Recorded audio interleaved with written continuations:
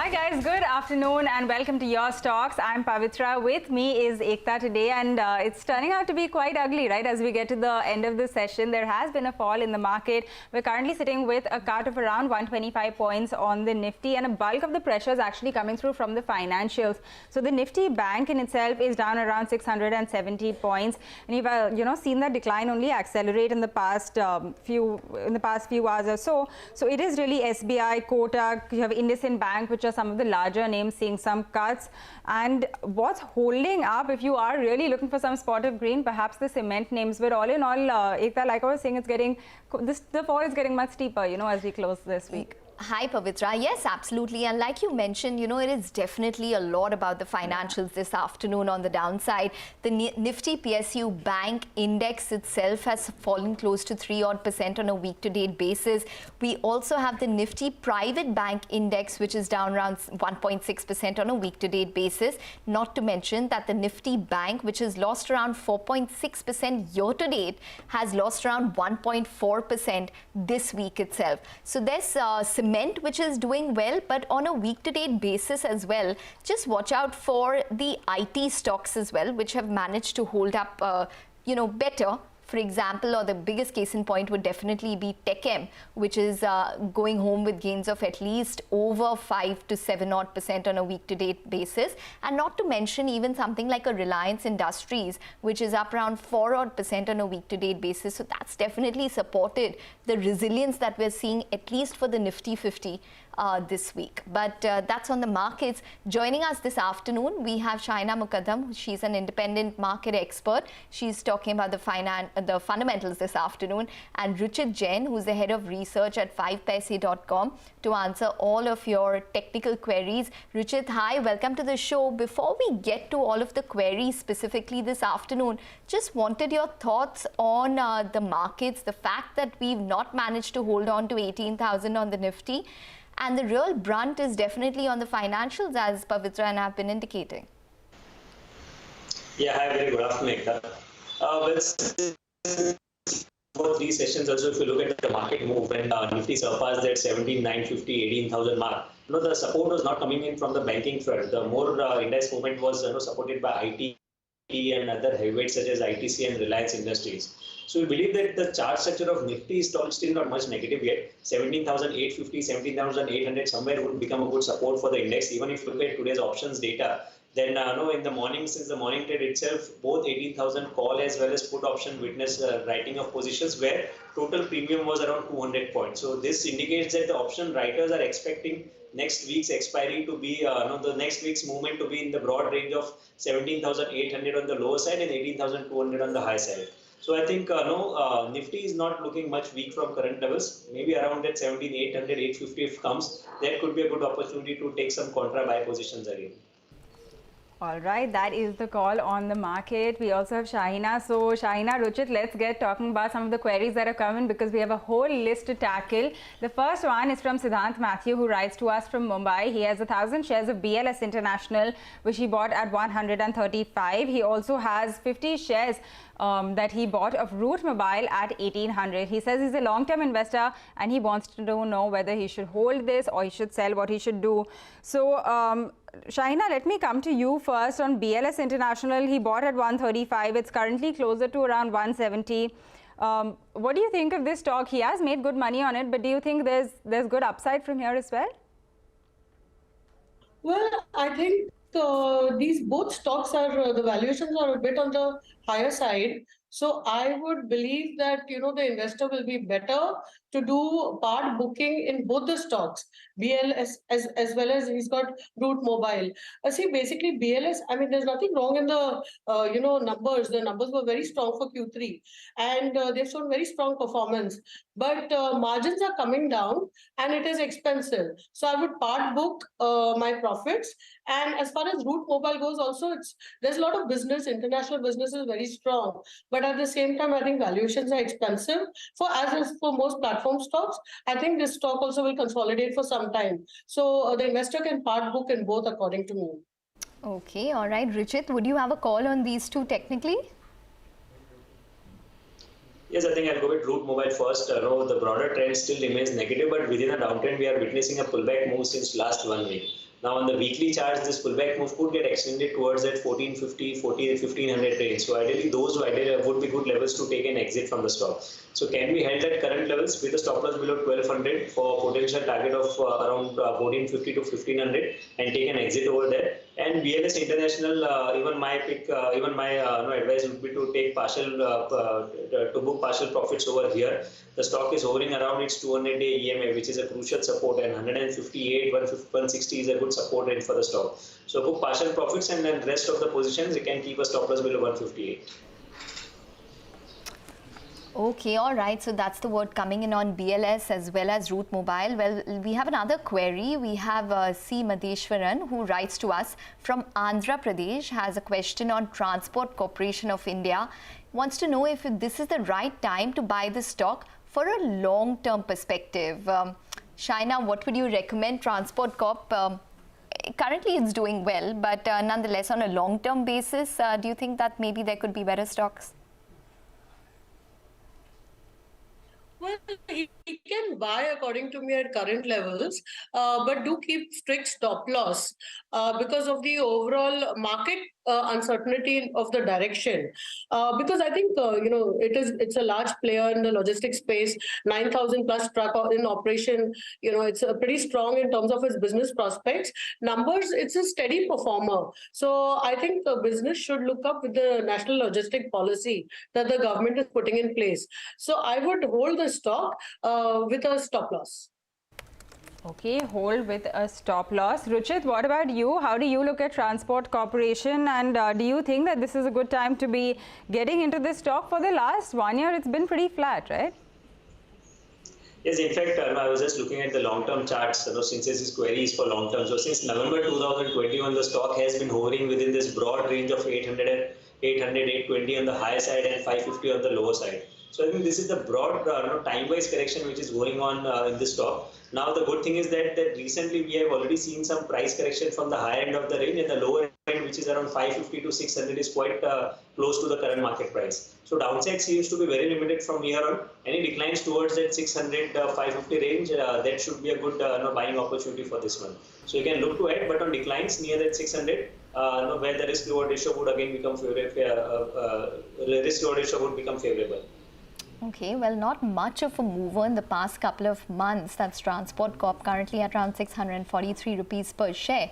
Let's get to another query now. Rohan Kumar Rao writes to us from Andhra Pradesh, holds 190 shares of Biocon, which he's bought at around 335 rupees. He's a long-term investor, wants to know whether to hold or sell this particular stock. Well, Shahina, this is one particular stock I think a lot of investors must have discussed over the past couple of months or maybe over a year, that it's not moving. And in fact, on the conference call, interestingly, we had independent investors ask Ms. Shaw this question that, can you give us some clarity in terms of why the stock hasn't moved? So there were queries such as that which he had to field. But nonetheless, Shahina, what would you recommend? The buy price currently is at over 300 odd rupees. Stock has not really moved from these levels. Yeah, Ekta, you have been covering the sector very closely, I know. And as you mentioned, performed well in the last couple of months, I would say quarters. But at the same time, there's an issue. If you see the last quarter numbers, they were affected by huge costs. Now, this was largely on a question, as you know, it is. I think we'll just revert back to you. Your line is a bit scratchy, so we'll just revert back to you. But Ruchit, what would your recommendation on Biocon be? Technically, the stock has fallen significantly over the past couple of months, around a 35% plus correction. So already if you look at the pharma space, then last few months, the pharma space has not been participating much with the overall broader markets. And within this pharma, if I compare Biocon with other stocks, then this has been an underperformer, and the price corrections has also witnessed high volume. So this is not a good sign even from a mid to long term perspective. I think any pullback move towards that 260, 270 would face a good amount of resistance going ahead. So my call would be to take an exit on any pullback towards the resistance. Now the readings are a bit oversold, so I would wait for a pullback move. But around 260, 270, if we get an exit, then ideally one should look to switch from Biocon to some other names such as Sun Pharma. Okay, Shahina, would you want to complete your answer on Biocon? Yeah, so basically, I would suggest that he continues holding at the current levels, because the major, as I was mentioning, the major problems that were there in the last quarter numbers, which has been there for some time, is the expenses in terms of interest as well as the cost for acquisition of Viatris. Now, the upside from the actual numbers going forward will actually be positive, factoring in the acquisitions that they have got, and I think we would see some improvement in sentiment also once the issues of FDA regarding the Malaysian and Bangalore plant get resolved. Valuations at current levels have become pretty attractive. So at current levels, I wouldn't be selling. I would hold on. All right, that is the call on Biocon. We have lots more queries, but Shahina, Ruchit, I request you to hold on for just a bit. We do have to take a short break, but we're going to be back in 2 to take you through all of the other queries that we do have.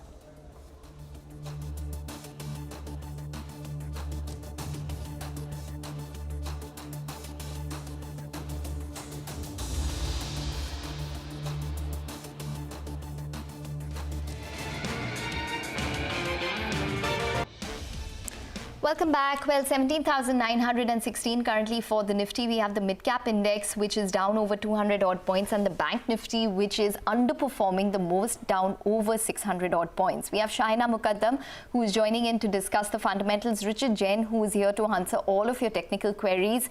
Let's get to another caller now. We have Mr. Naidu, who calls us from Bangalore. He has investments in Coal India. Hi, Mr. Naidu. Afternoon. Hi. Good afternoon to you. Tell us. See, I have purchased Coal India in the first week of February around 220 rupees per share. Now, from that day onwards, it is drifting downwards. And today only I saw some lookups. Now, what should I do with this stock? Should I hold it or dispose it off, or what should I do? I'm a medium-term investor. Okay, so when you say medium term, what is your horizon in terms of medium term? See, my funda is either 8% upside or 6 months, whichever is earlier. Okay, all right. That's quite a clear target that you have. If I'm not mistaken, you said 8% upside or 6 months. Shahina, what would you recommend to Mr. Naidu? Because it's just been a short period of time since he's bought Coal India, medium-term investor, but currently it's below his buy price. I think the targets that he set for 8% upside in 6 months is doable. So I would continue to hold Coal India. There is a lot happening in terms of shift back globally towards thermal energy generation. And I think Coal India has shown in the last quarter that it's doing pretty well. Well, the numbers were in line. I would continue holding. The valuations are not expensive. If you see FY24, EV by EBITDA is just 5 times. So I would continue holding, and I think he will achieve his target in 6 months. Okay, so continue holding Coal India. Ruchit, your thoughts on this one? And do you also think this 8% upside is doable in the next 6 months for Coal India? I think yes, it's quite possible. The good thing is that the stock is undergoing a time-wise correction. Now, I was just looking at the medium-term charts. Then in the calendar year 2022, right from January 2022, the stock had rallied from low of about 125 rupees to almost 240. So almost double in 1 year for a stock which is not a very high beta, name. So I think whenever we see such huge moves, then we tend to see some corrective phases after that. And it's good that the stock is going through a time-wise correction and not a significant price-wise correction. So maybe we would see some more time-wise correction for a month or two. But from a 6 months perspective, once this time-wise correction gets over, then the stock should because the important supports those are still held on in this corrective phase. 200 is a good support for the stock. Till that is held on, he should continue to ride this. And if it breaks 200, then I should again take a review on this. All right, Mr. Naidu, I hope that helps you then. Both of our guests agree that for now, Coal India is a good investment to continue to hold and, to have in your portfolio. And that 8% upside, that target that you have seems quite doable in the next 6 months. The next query that we have comes in from LG Gopal, who writes to us from Calicut. He holds 500 shares of Adani Enterprises bought at 1980. He says he's a short-term investor and he wants to know whether he can hold it for 1 year or whether he should book the loss.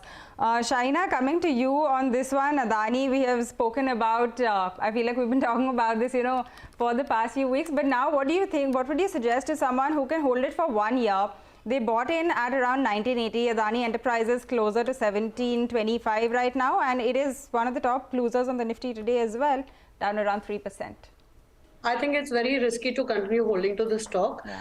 While there may be short-term bounces, I think there's a lot of news and negativity that's being built around for the medium to longer term. So I would exit. Okay, Ruchit, how would you approach a stock such as Adani and, when a black swan kind of event hits even a stock such as Adani in this case? Technically, how does one approach it? So I think these stocks are now moving more on a sentimental basis and news flows rather than any structural moves that we are seeing. And the best part is that if you are a short-term trader in such stocks, then do not trade without keeping any stop losses, because there could be wild swings on both the sides. If it turns in your favor, then it's good enough. But if it does not turn in your favor, then it can make you an investor from a trader. So better keep a stop loss. 1670 is a crucial support for the stock. I would say take an exit on any pullback moves towards resistance of 2100, 2050, and keep a strict stop loss below 1660. Okay, all right. So that's the word coming in on Adani Enterprises. Let's move on now. Viraj Rao writes to us from Pune. He holds 200 shares of Cipla, which he's bought at 700 rupees per share. He's a medium-term investor. He wants to know whether to hold or sell that particular counter.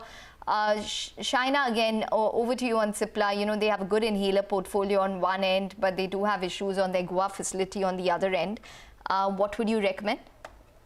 I would recommend continue to hold at current levels. There are issues, but I think the fundamentals far outperform the negative risk that is there. It's been a steady performer both in stock price as well as fundamentals over a very long-term period. And as you mentioned, I'm very positive on their inhaler portfolio.